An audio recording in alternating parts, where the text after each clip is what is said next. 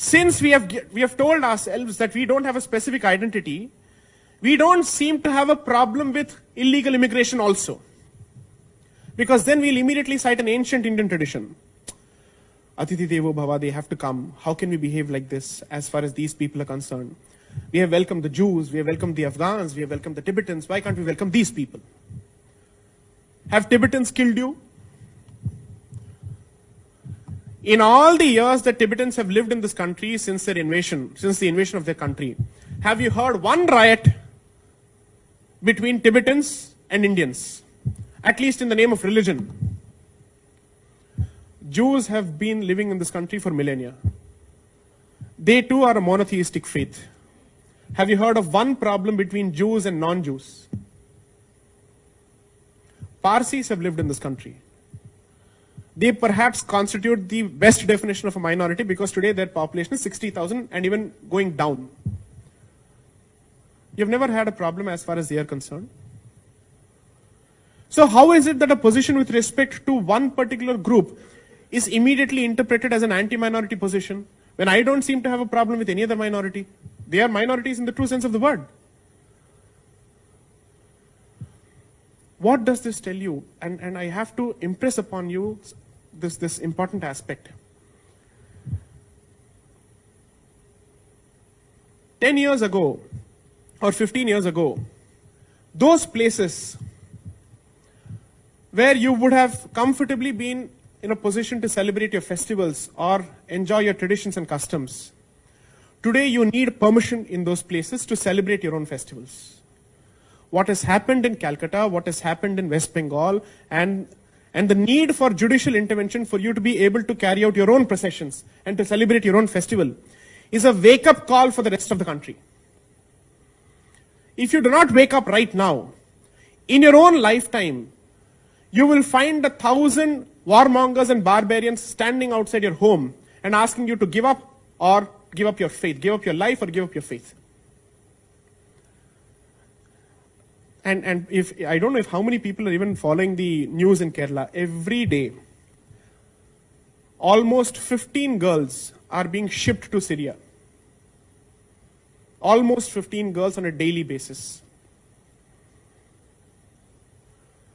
Please wake up to these things for the simple reason that if you think India is only a place where you earn a degree and run away to the West, perhaps the future will, the next generation will not even have an India to do so.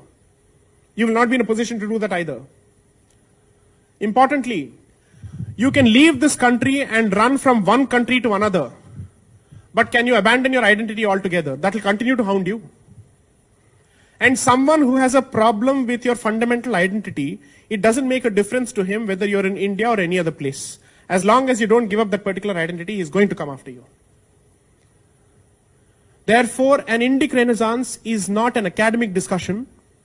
It is not a discussion meant for, let's say, wine tasting rooms, or it's not a discussion meant for just books. It has a very real relevance to the existential issues that face this country today. So my request would be that we need to choose for ourselves how do we wish to contribute to this Renaissance in one way or the other. You can either be the financiers of this particular movement, or you can be the influencers of this particular movement.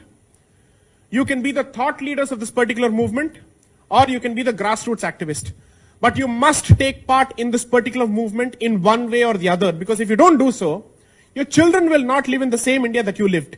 And you certainly don't live in the same India that your parents lived.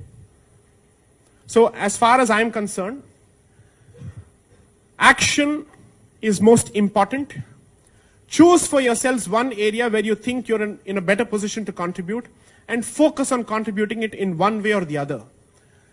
Me, as part of my work, and my team have chosen the legal and the constitutional means to contribute in whichever small way that we can to push forth our point of view. To push forth the point of view that the space for an Indic identity is being encroached increasingly, and there must be a constitutional resistance to it, and that's what we are doing. Please choose for yourself a certain forum, a certain field of activity, a certain area of expertise, and dig deep into it, and make sure that you contribute to it in one way or the other. One of my most favorite statements is, if you can't be a Rana Pratap, at least be a Bhamasha. If you can't fight in the field of battle, at least help those people who are taking the fire on a regular basis. There is strength in numbers, and therefore numbers matter, and therefore demographics matter. We are willing to treat everybody as our equal. And for us, it doesn't make a difference who comes from what faith, but it seems to matter to the other side. Unfortunately so. So wake up to this reality and find an area where you can contribute to the Indic Renaissance in one way or the other. Questions, please.